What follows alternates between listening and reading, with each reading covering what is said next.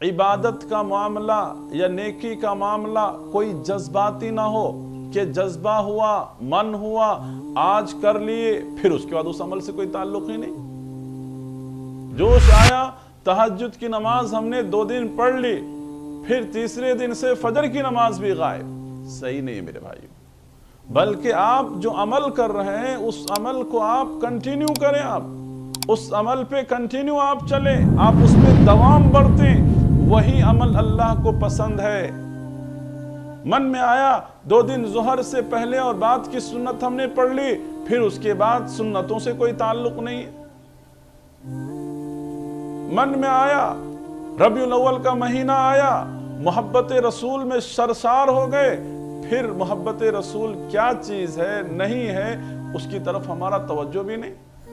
وہ محبت کی بات میں نہیں کر رہا ہوں جو لوگ آج روڈ راستوں پہ ناچ گانے کر رہے نہیں، بلکہ محبت میں آ کے 2 دن روزہ رکھ لیا ہم نے، ایسا نہیں، بلکہ اللہ کے رسول صلی اللہ علیہ وسلم نے ہر پیر کو روزہ رکھا، کیونکہ آپ پیر کے دن پیدا ہوئے۔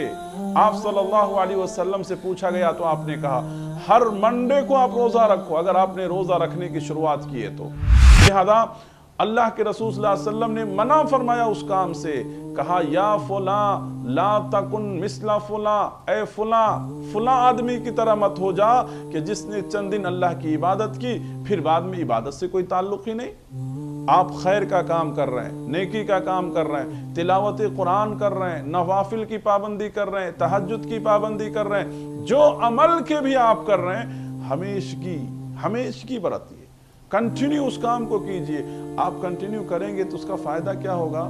کسی دن اگر کسی وجہ سے اگر آپ اس کام کو نہیں بھی کر پائیں گے تو اللہ تعالیٰ آپ کو برابر کا اجر و ثواب دے گا۔ ایک بندہ ہے روزانہ 12 رکعت سنتوں کی پابندی کرتا ہے، وہ بندہ بیمار ہو گیا، نہیں پڑھ پا رہا، اس بندے کے حق میں اللہ کہتا فرشتے کو کہ اس کا برابر اجر و ثواب لکھو، کیوں؟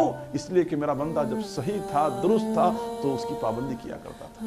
تو میرے بھائیوں، ہم جو بھی نیک کام، نیکی کے کام، خیر کے کام، چاہے مختصر یا چھوٹا عمل ہی کیوں نہ ہو، لیکن اس عمل پہ ہم دوام برتے، وقتی طور پر جذبات میں آ کر دیکھا دیکھی ایسا نہیں، بلکہ ہمیشگی برتنے والا کام ہم کریں۔